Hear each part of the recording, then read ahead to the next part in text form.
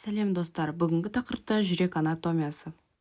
Жүрек латынша кор. Ол артерияларға оттегімен байыған қанды қысып шығаратын және веналық қанды қабылдайтын бұлшықетті 4 камералы ағза. Жүректің 3 бетін ажыратамыз.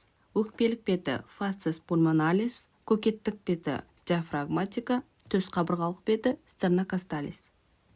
Жүректің ішкі құрылысын талдайық. Ол 4 камерадан тұрады деп айттық. Оң жақ жүрекше, сол жақ жүрекше, оң жақ қарынша, сол жақ қарынша. Жүрекшелердің аралығын жүрекше аралық қалқа, септум интератриале, қарыншалардың аралығын қарыншаралық қалқа, яғни септум интервентрикуляре бөліп тұрады.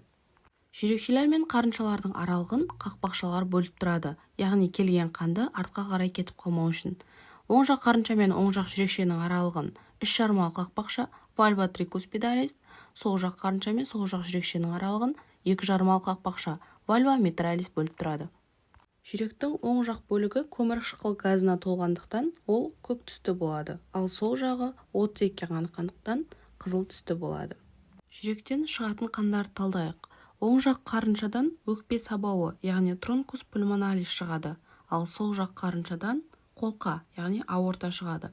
Олардың аралығында да қақпақшалармен жабылған, яғни өкпе сабауының қақпақшасы вальва трунки пульмоналис және де аорталық қақпақша вальва аорты.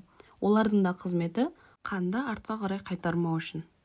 Жүрекке келетін қан тамырлар, яғни оларды веналар деп айтамыз.